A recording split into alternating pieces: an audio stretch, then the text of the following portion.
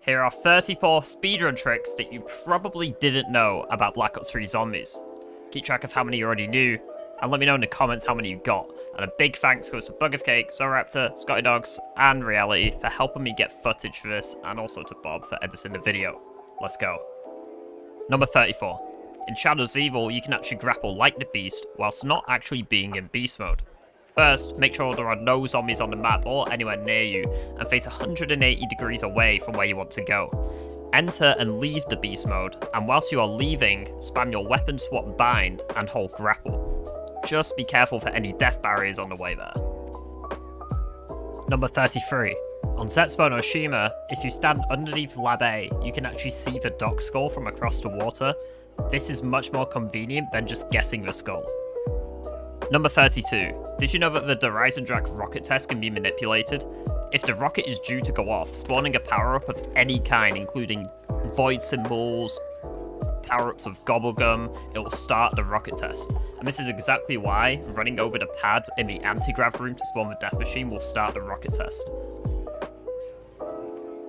Number 31. On Raid Shadow Legends. Wait. Did I just say... That's right. This video is sponsored by everyone's favourite mobile RPG, Raid Shadow Legends. Now, you guys have probably seen Raid in just about every corner of YouTube, but there's one thing I never see people talk about, is how awesome the champions are individually. My favourites are Ifos and Jintoro. Ifos is the out-and-out king of AoE attacks. This guy can debuff the entire team and nuke them with a huge AoE attack that crits every single time. Building crit damage on this guy is going to let you stroll through the game with ease, whilst looking super cool at the same time. Jintoro, however, is great at destroying enemies one by one, and is the embodiment of a samurai. Jintoro excels in ripping single enemies to shreds with a huge single target damage. Using his third skill, Oni's Rage, 4 times will let him attack 5 times in a row and shred enemies to pieces. The big news, however, is that this month, Raid has just released a huge update to the game with Awakening. Awakening allows you to transform your champions with powerful blessings that will change the way you strategize your fights, adding so much more depth to the game. How do you unlock this? By defeating the brand new dungeon, the Iron Twins Fortress. As you can see, this dungeon looks absolutely mental, and is out right now. But wait, that's not all. Raid has just released a new super-powered legendary of the Death Knight. The ultimate Death Knight is super strong and will be the main part of most players' teams. And here's the best part. By logging in for 7 days between now and October 27th, you can unlock him for free. This is seriously the best time to get involved in Raid with loads of new content. To get all this awesome content, you're going to want a head start. So that's why with the code DKRises, you can instantly level your new champion to level 50. And this is available to new and existing players. Finally, by using my link in the description, or by scanning the QR code on screen, you can get tons of bonuses. We're talking a free epic champion, Tayril, 200,000 silver, 1 energy refill, an XP boost, and an ancient shard to summon an awesome new champion as soon as you get into the game. Massive thanks goes to Raid for sponsoring this video, and let's get back into it. Number 31 for real this time. On Revelations, you can shoot almost every single bone from Nacht to save yourself from running around the map to shoot them all normally. My favourite part about this is by shooting the rock and the bone from this window here in Nacht, you don't actually have to do the wall ride in DIDN to get this, which can really be a pain done normally. Number 30. Here are some fast ways to see different wisps on DIDN. Speaking of wisps, did you know that they actually move in patterns?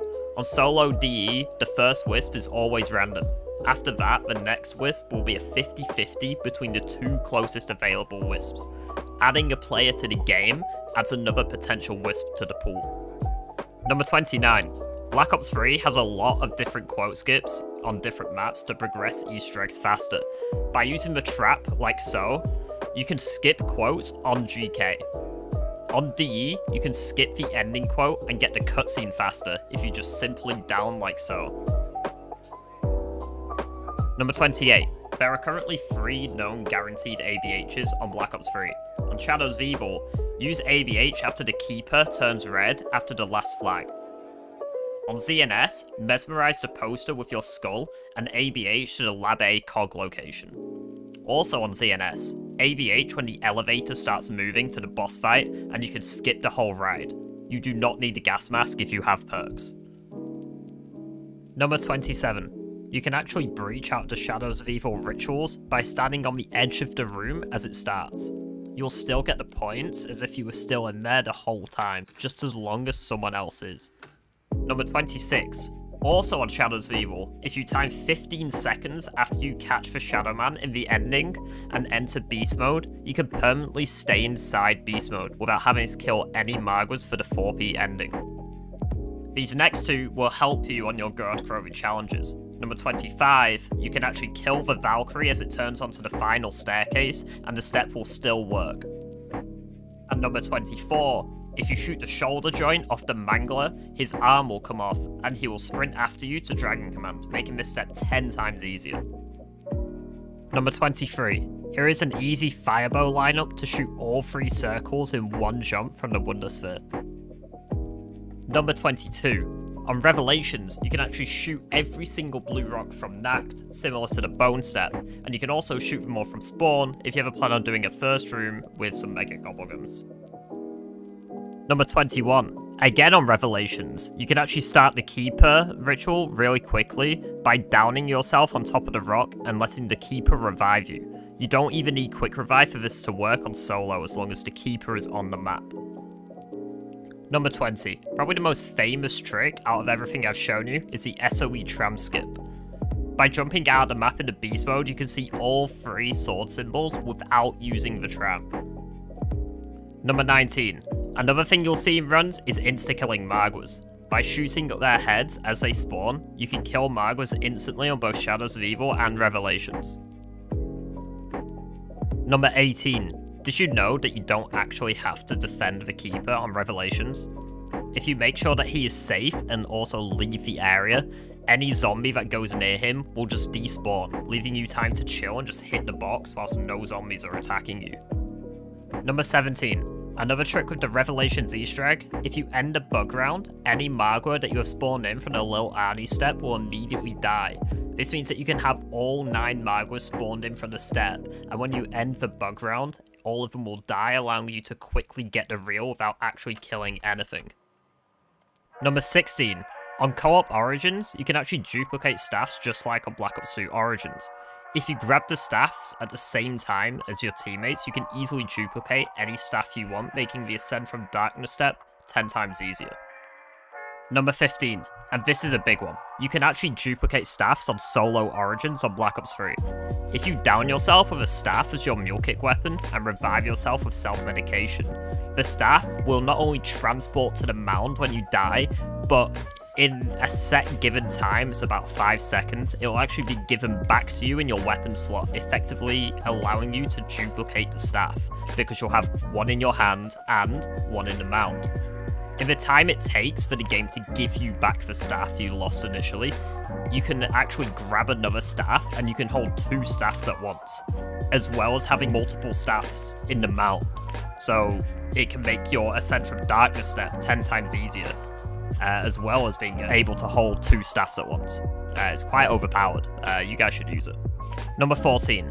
On God Krovi, you can use the minigun turret in the lockdown step to do your penetration kills, as a single kill will count towards the challenge. Secondly, you can use the shield blast to count for the melee kills. Number 13. The GK Valve step is infamous for its complexity. Thankfully, my friend Mikey has made a Google sheet that solves the step much easier and faster than Chronorium.com. I'll link a video in the description on how to use it. Number 12. The Revelation summoning key step can be optimized with some really cool angles and throws. You can hit the grave on the Origins mound from the Mob Corruption engine. You can snipe for Poser in the jail cell from the same place, and also throw a nasty cross-map shot from the Horizon Jack Corruption engine to Shangri-La. Number 11. The Black Ops 3 Eye Staff has unlimited range, allowing you to snipe the gravestone at Gen 2 all the way from the mound. Number 10. As you see from my SOE runs, you can actually fill the Canal's Egg from inside the ritual room, meaning you can do 2 things at once for maximum optimization. Number 9. Another thing that you see from my SOE runs is that you can do spawn manipulations. There are numerous places on the map where if you look at a specific spot, you can spawn every single zombie from a specific spawn point. This will only work if a zombie has spawned once and is ready to respawn at another location. Number 8. You can skip the second TP sequence on DIDN by doing the plunger Easter egg. Make sure that all the wisps are shot when you go to get the plunger, and you can also grab the stone from the cabinet whilst you're in the room. Number 7. You can actually skip the Zetsubo no Shima power sequence by simply just using anywhere but here and teleporting out of it. Another way of doing this is by downing yourself, but only do that if you're willing to lose your perks. Number 6. You can duplicate the eggs on Revelations on co-op. If person 1 grabs the egg, the other people will stand next to the points where you insert the eggs. When person 1 comes over, person 2 will interact, and it will insert the egg for the second person without using the egg that person 1 has, and this can be done for all 4 eggs by just using 1. Number 5. The Boom Hilda, whilst nerfed in BO3, can still be used to skip things like tank jumps and the terrain on the map like so. Number 4. By starting a generator on the round that the Templars are supposed to spawn, you can delay them by 1 round. Number 3. With precise timing, you can actually ABH out of both of the GK lockdowns and do whatever you want on the map at the time.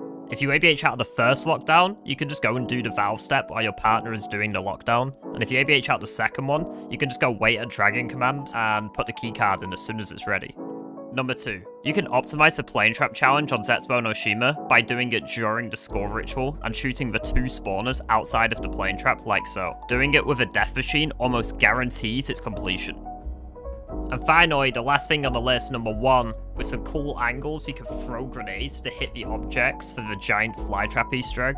And this is so fast that someone's managed to complete the Easter egg in just 1 minute and 6 seconds and under 50 seconds on 4 players.